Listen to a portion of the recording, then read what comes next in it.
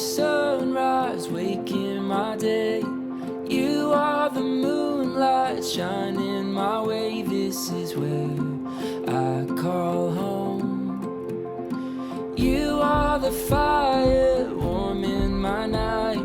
With you I'll stay till the morning light. This is where I call home. This is where I call home. Here we are in Kandy. Yeah, it's so nice. I mean, in the room itself is nice as well. Modern, clean. There's storage space, and here are all our bags. Here's a very spacious bathroom. Yeah. Yep. But the best part is out here. You are the harbor set on my shore. You are the shelter from every storm. This is where I call home.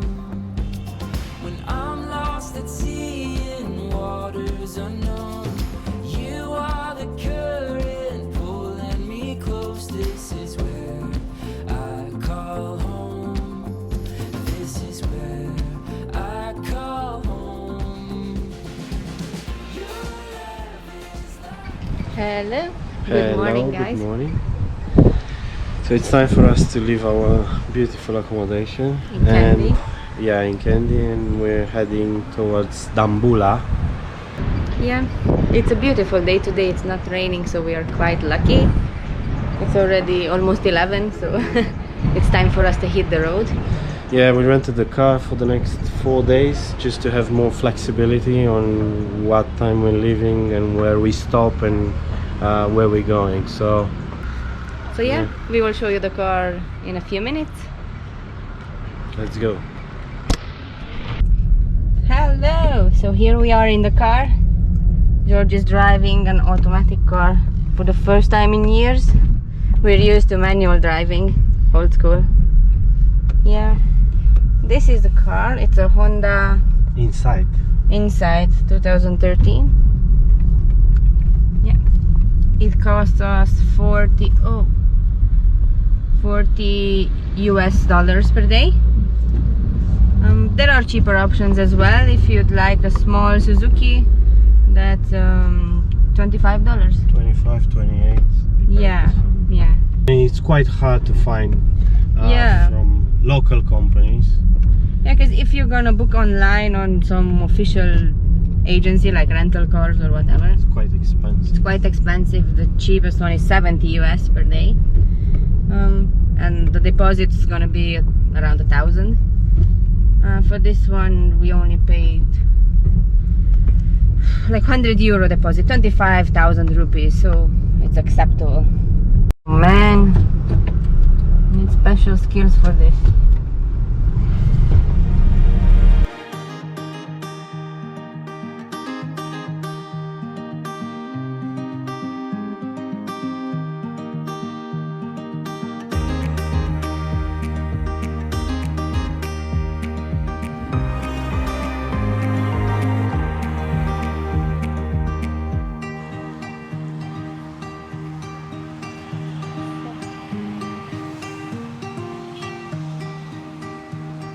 Yeah, so here we are in Matale now.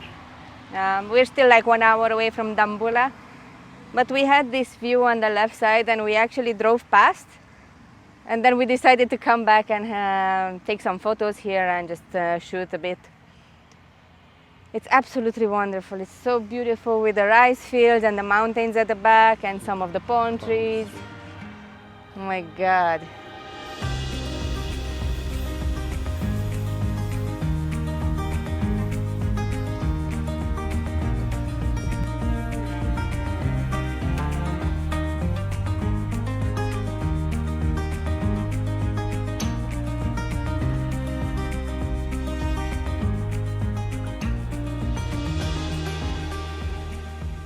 So here we are.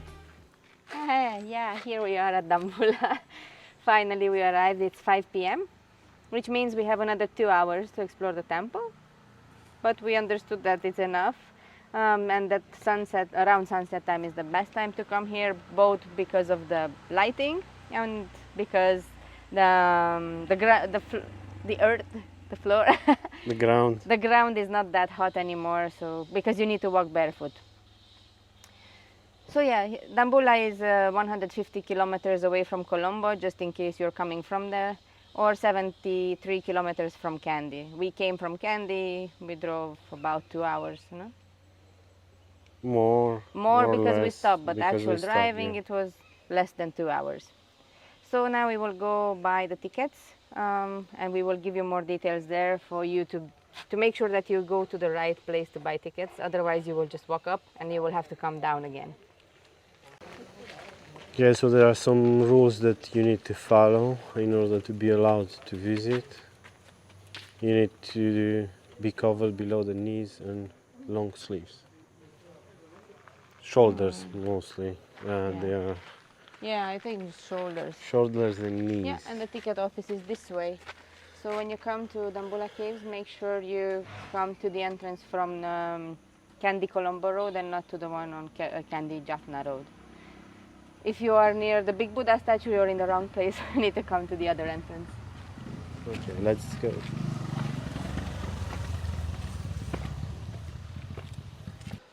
Ooh. Hello. Can we have 2 tickets?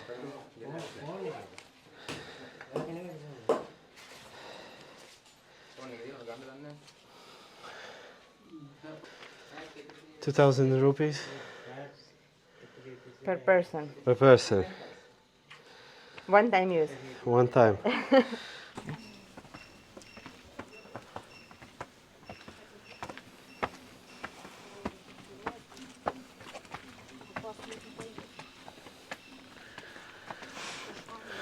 We're climbing the stairs towards the temples. And we have chicken monkeys here. Depemi. Got the small one at the back. Yeah. It's grooming time.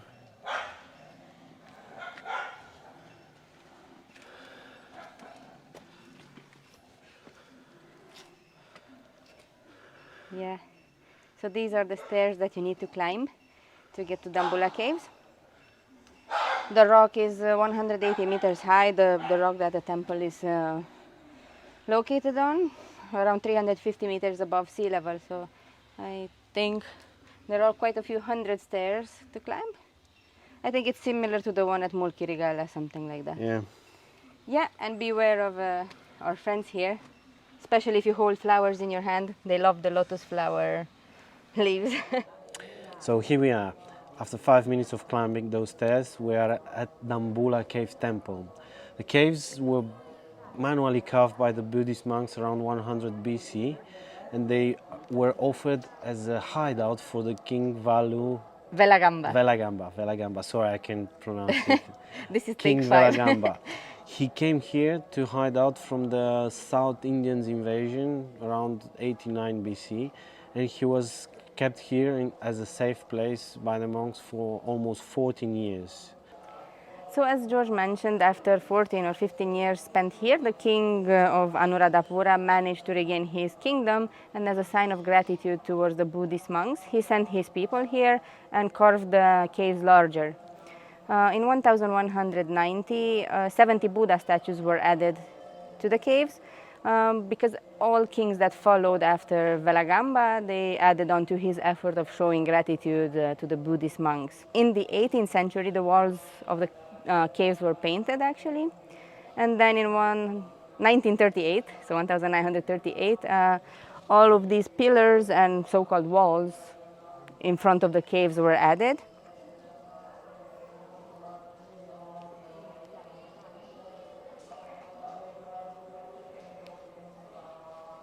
In 1992, it became a UNESCO World Heritage Site. So now let's go and explore the 5 caves.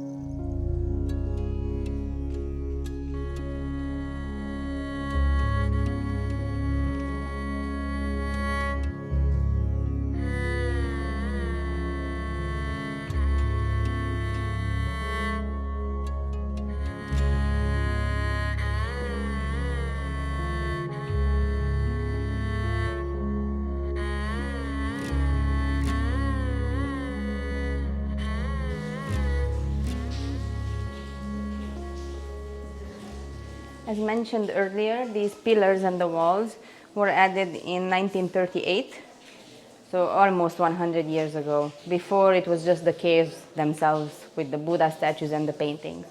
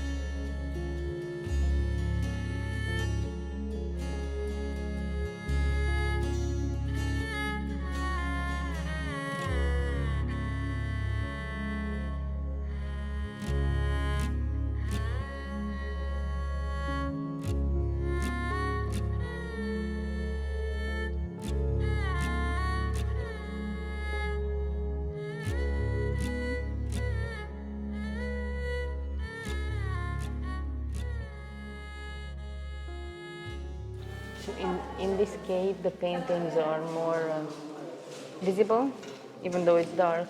They are in a much better condition than in the first cave. We haven't seen the other caves yet, but I'm tempted to say this is the most important of them, given that most of the 70 Buddha statues are located in this one.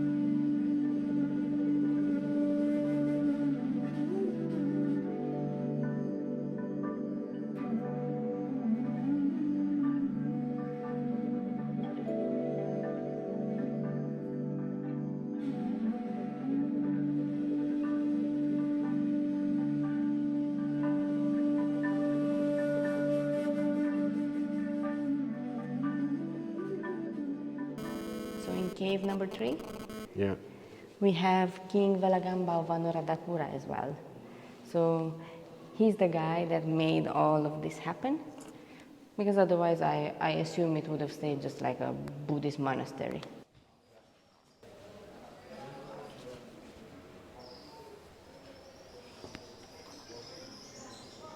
So here we are at cave number 4.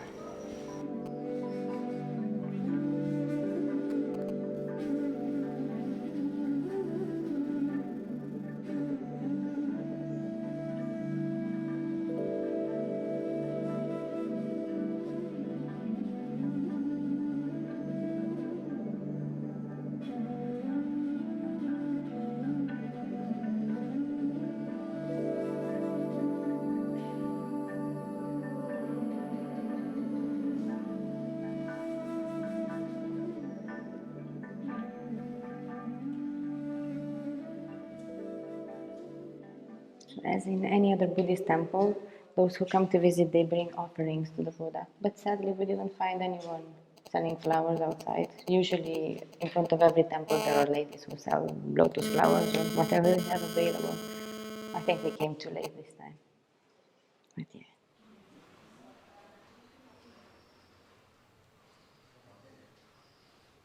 So this is the 5th cave, cave number 5. For us, it was the first one, and then we returned now to visit them in order. But honestly, I don't think it actually makes any difference The order is just that you're gonna clash somehow with everyone else visiting.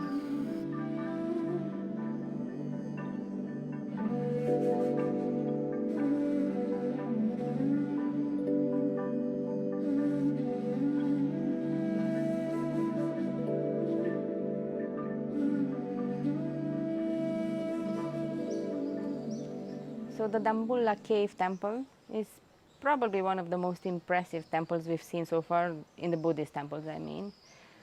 It's really beautiful, the paintings are beautiful, the statues, and the whole history of the place.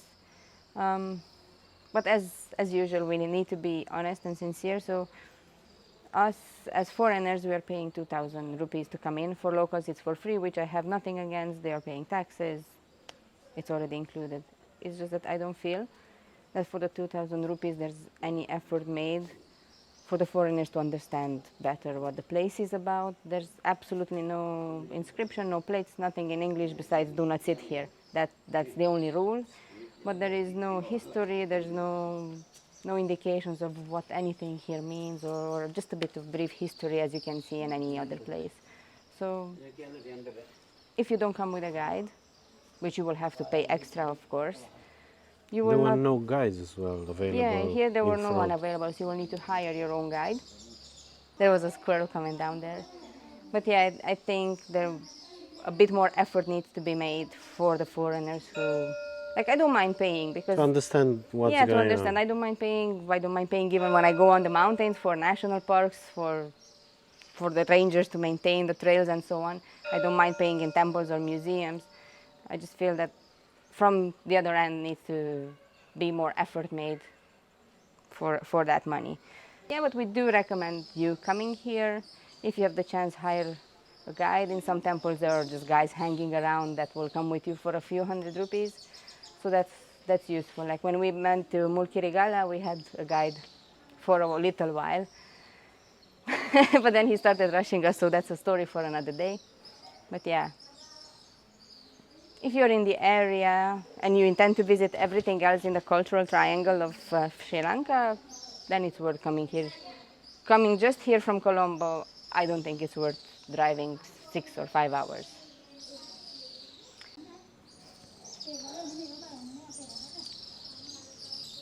Yeah, it's fascinating how the opinions and how foreigners feel about places in Sri Lanka. So we've read a lot of tourists that like, oh, they're so impressive. It is, but it's probably for people who come from Colombo this way and then they go down south. And probably it's between the first temples and such landmarks that they visit.